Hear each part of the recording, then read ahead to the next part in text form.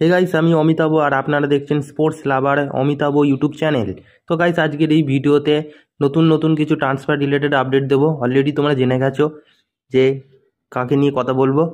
তো সকালেই মোহনবাগান একটা নতুন প্লেয়ারকে সাইন করিয়েছে, যিনি হচ্ছেন সেন্টার ব্যাক পজিশনের প্লেয়ার টম অ্যালড্রেট। তো এই টম অ্যালড্রেটকে নিয়ে আমি বহু মাস আগে কিছু ছোটোখাটো ভিডিও বানিয়েছিলাম, কিন্তু তখন আমি কেরালা ব্লাস্টার্সের যাওয়া নিয়ে আমি আলোচনা করেছিলাম। তো হঠাৎ করেই কেউই জানতাম না যে মোহনবাগানে সাইন করবে। তো এটা হঠাৎ একটা সাইনিং হয়ে গেল সকালবেলায়, যে মোহনবাগান টম অ্যালড্রেটের মতো ডিফেন্ডারকে সাইন করিয়ে নিয়েছে।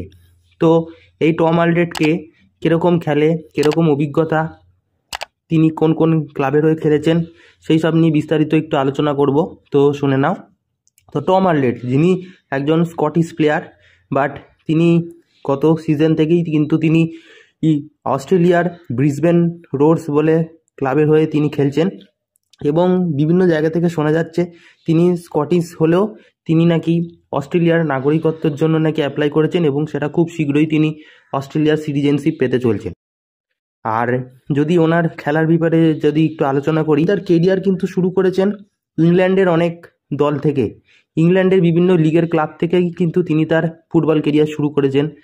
ইংল্যান্ডের বিভিন্ন ক্লাবের হয়ে তিনি খেলেছেন, ওয়াটফোর্ড, স্টকপোর্ট কান্ট্রি, এরকম এরকম প্রচুর দলের হয়ে তিনি খেলেছেন। এছাড়া তারপর তিনি ইংল্যান্ডের পর থেকে তিনি স্কটল্যান্ডের মাদারওয়েল ক্লাবের সাথেও তিনি খেলেছিলেন। তারপর তিনি 2019 থেকে চলে আসেন অস্ট্রেলিয়া। তিনি অস্ট্রেলিয়ার ব্রিসবেন রোডে কিন্তু খেলতে শুরু করেন। এটা হচ্ছে অস্ট্রেলিয়ার এ লিগের দল।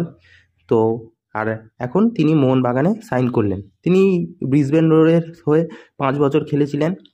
5 বছরে 104টা ম্যাচের অ্যাপিয়ারেন্স আছে, 3টে গোল আছে।